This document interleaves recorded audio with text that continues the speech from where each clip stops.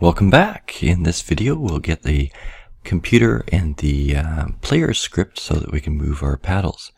Now, just sort of looking at our game here, we know that we need to move our paddles up on the sort of on the y-axis here, up and down, and we also know that we need to limit it.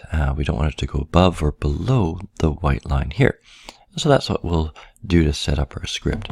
Now, just one reminder there, you might have to get it to help you out, right, to set your player settings to the 4.1 equivalent or 4.x equivalent. So before you do that, make sure you've saved your project or scene. So I'm just going to do that. Start it. And if you've got your MonoDevelop open, you might as well close that and do that as well. All right, so like I said, we're going to create this player script here, and one of the things that we're going to do is create a few variables. So we'll set those up and then really just work on the user input here. Now, the four variables that we will create here is a move speed, a boundary for the top, boundary for the bottom, and also the starting position. So we'll see how this goes. I'm just going to pause the video here. Oh, there it is. And hopefully get the script done. Good. So I'm going to open up, like I said, the player script, and we'll start working on these variables.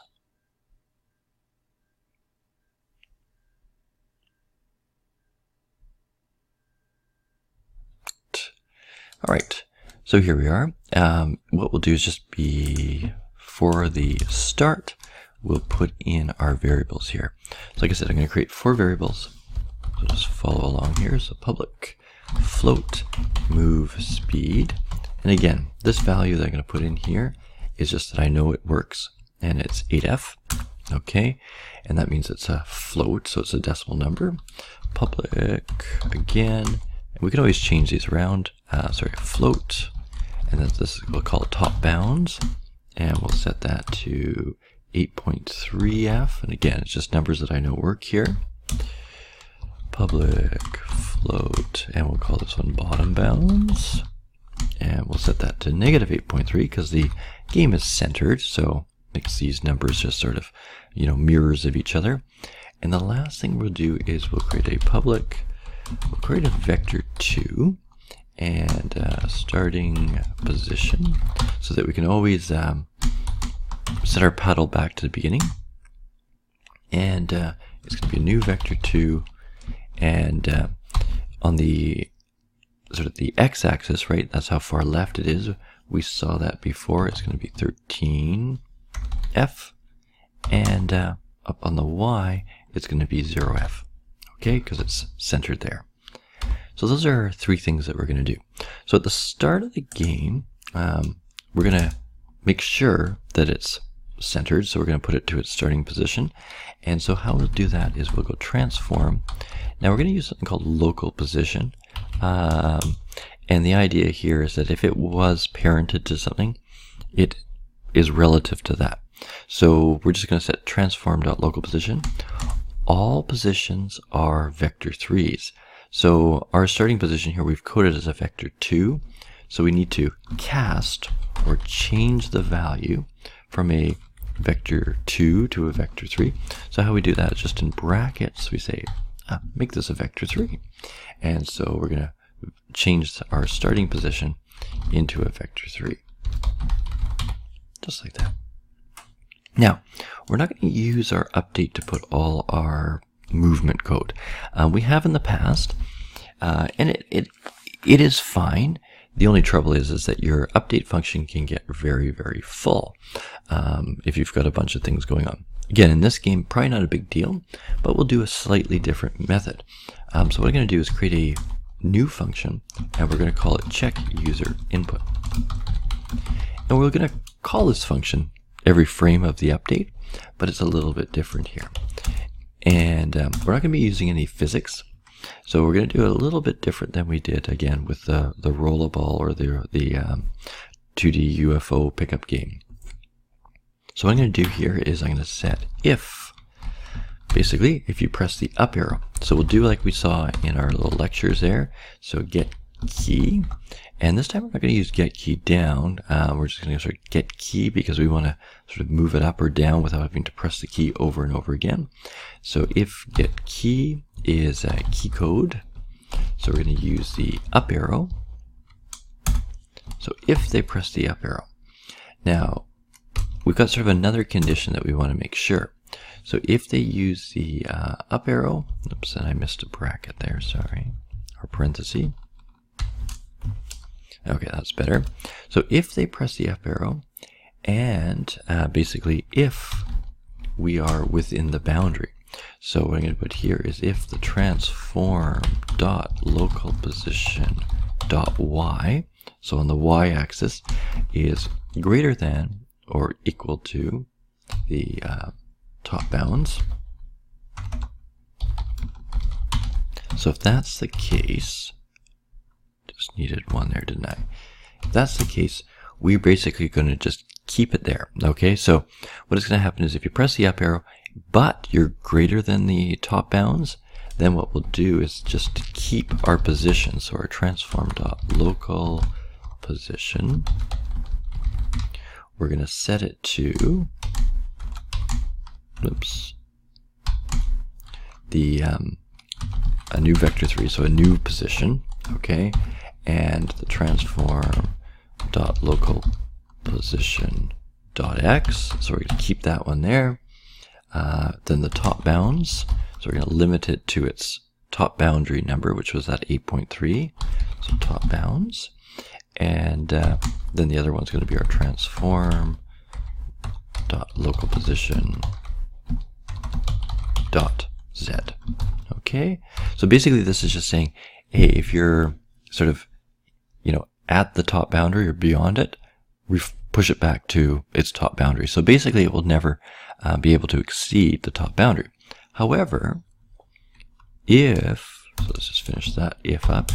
I mean, the other thing is else. So if it's not at the top boundary, then we want it to move up. So else transform dot local position. Whoops, I just noticed I got local scale position here.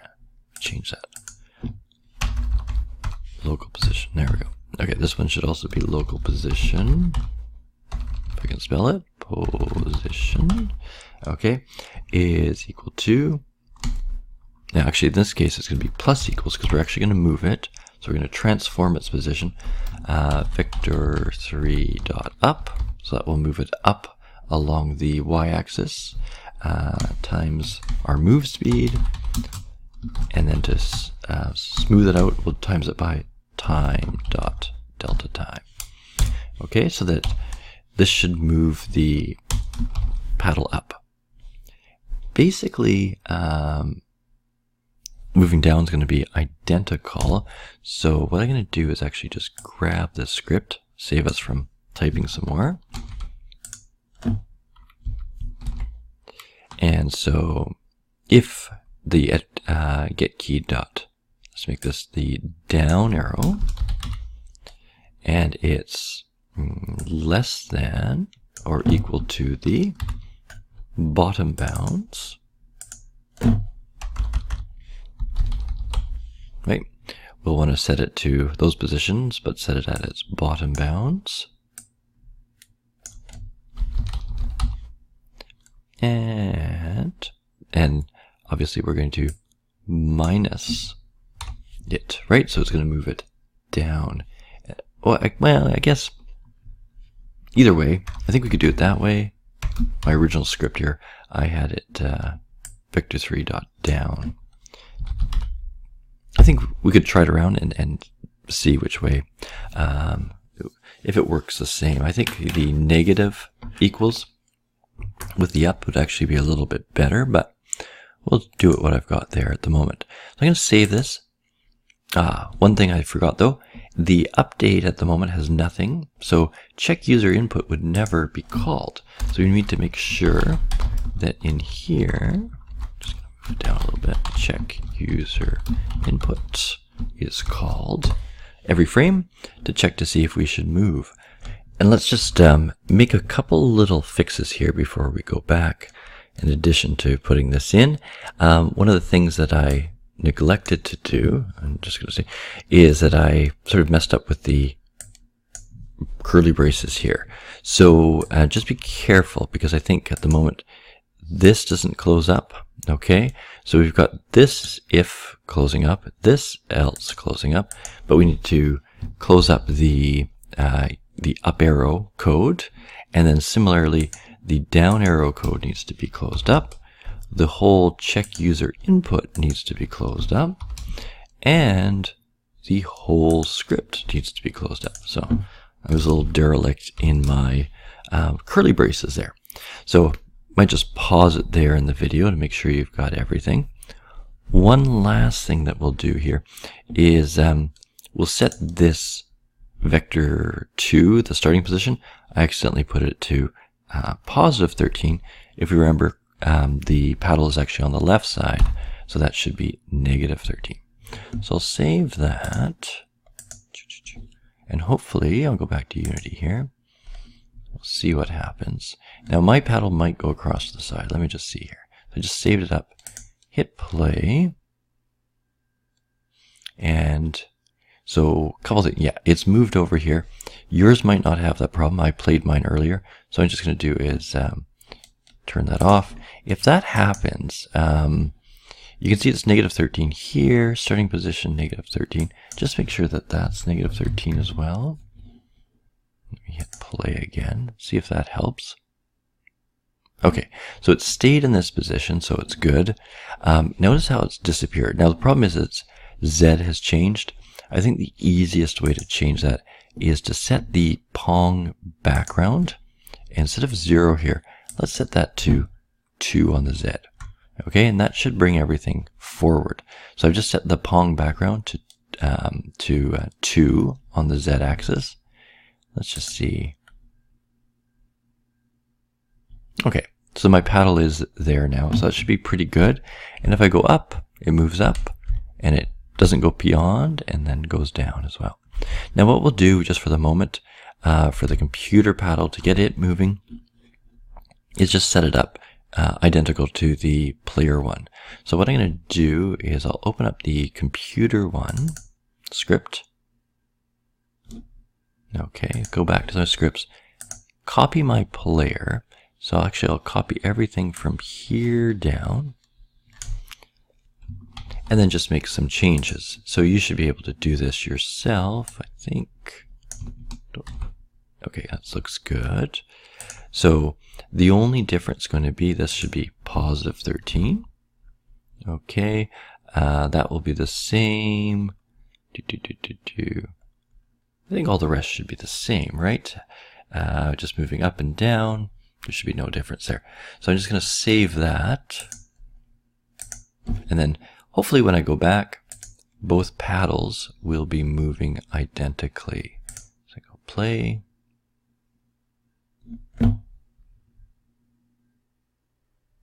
And yeah, they both hit the top and the bottom. Good. All right. So I think we'll end this video here. We've got our player paddle moving. We got to do sort of some more stuff with obviously getting the ball to work and so on. But we've got a good start here. So we'll end it and see you in the next video.